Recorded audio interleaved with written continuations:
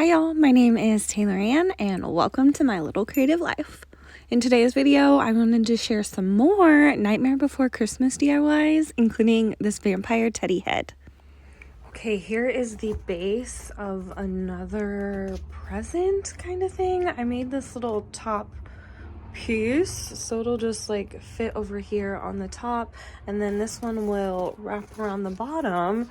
Then we can put like a big bow topper on it and have like long ribbons. I think that would be really cool. And maybe like painting it with some stripes. I love it. And then I can store ornaments and stuff in here in the off season. And this was an old camping pad. I used electrical tape to kind of section off these portions where I could spray paint using this fluorescent neon green and pink to kind of do a candy cane inspired spiral.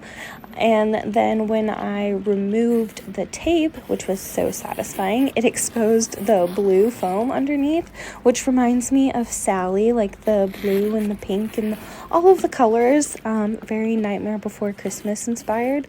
But I thought black would contrast, so I painted the top and the bottom piece black to kind of do like a ruffle edge wrapping paper. I don't know, an interesting topper and bottom. Then I'm gonna go in and add even more detail. This super cool neon tape that I was able to get with the help of my amazing patrons to the outside of the cylinder too. It looks so cool. I also added electrical tape. That's the black stuff. And I didn't let it dry, so I kind of already messed up the paint, but I'm using contact cement to attach this bottom piece, and then this top piece comes off. Like I said, I didn't let it dry before I put it on, but that'll go on the top, and this one will wrap around the bottom, and it'll be so cute with a bow on top. It didn't turn out perfect, but I do love it, especially like the contrast between the blacklight reactive parts and the regular parts. I just think it's a nice contrast and it's really interesting. And again, a huge shout out to the real MVPs, my patrons, because it's with their support that I'm able to buy fun new craft products like this and do these fun crafty projects. So thank y'all. I love you so much. I'm using some black, really thin craft foam and these neon tapes that I got off Amazon thanks to my patrons, my amazing patrons, and I just kind of am lining them up, and then I'm gonna fold the foam into these like infinity shapes, and then this will be our bow topper, kind of like that. It's gonna be so cute. Honey, you're so cute. You're so cute. I was just following a tutorial for making bows that I found on YouTube, because of course you can learn anything off of YouTube. I thought I would dress up this foam a little bit with some of that neon washi tape. I figured once it was like folded and layered together, it would look kind of interesting. It was a bit much, I will say that, but I think it turned out cool. I did go a little off tutorial. I went rogue, and I think my bow turned out a little wonky for it, but I kind of had to add spacers just because it was a little different working with foam than with ribbon. But I still think it turned out very cute, very cute. Turned out a little wonky, but I think it still turned out cute. Kind of looks like a piñata, but it's gonna look really cute on top of our present. I'm just letting the glue dry. I added some Velcro tabs to the back of the bow and the top of the present so that I could easily store this and, I don't know, change them out. And look at how that neon tape shines. It is so cute amongst all of these other Nightmare Before Christmas DIYs that I have done recently. So let's jump into our next DIY. Take 2 of the paper mache clay. The first time I did it, I just kind of winged it with the ingredients that I had, but this time I tried to follow the recipe a little bit and it turned out so far better. I've started claying, I don't know, the vampire teddy head. Total brain fry. Oh Lord.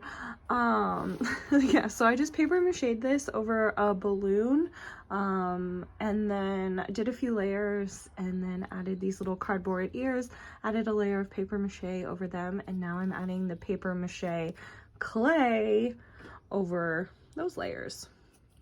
There is probably a more elegant and successful way to apply the clay other than just slapping it on and smearing it with a stick, but that's the approach I went with.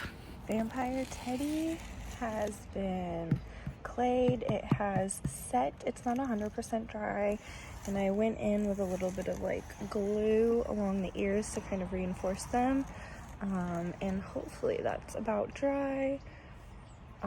Because I want to add a coat of Plasti Dip over the entire thing. Squirrel. I think it's turning out cute though. After a thin coat of Plasti Dip, pretty much just as a primer, I went in and drilled some eye holes, which is kind of nerve-wracking when you're like so far into the sculpture or the process, but I really wanted this to be like a functional mask, and I was just tickled with how it turned out.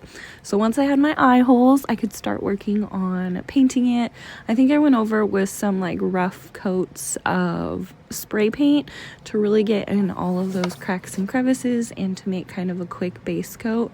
Then I went back in with my paintbrushes and did a little bit more detailing work. I think I'm gonna cut out little like foam triangles for its teeth. Looks pretty cute. It's not the best, but it's still cute. Teddy has been painted. It turned out so cute. Like, what else can you ask for? I mean, I probably could have painted it better, but I think it turned out cute. So cute. So cute. You're a gremlin. Oh my god. Oh, fork. Don't touch it. Okay, I need to let it dry, and then I'm going to clear coat it. I went over with a clear coat just to kind of protect all of the design and work and seal it all in. Then added a little bit of distressing with like a black wash to make things look grungy and kind of worn in and a little bit more creepy. And the last step was to remove this brace that I had in there just to kind of help with any warping, and to make sure nothing like collapsed or warped during the claying or painting process. And I think it just turned out so cute. It's rough, you know, it's handmade, it's DIY, but it's adorable. It's so cute, and I don't feel like you can even really notice the eye holes. I'll probably add a little bit of like sheer black fabric on the inside to make them completely invisible, but there she is. Okay, I'm calling it done. Could probably use some like liner on the inside, but whatever, I'm done. It's good enough. I think I'll put it on, it's a little big, the mantle. Oh my god, it's so cute.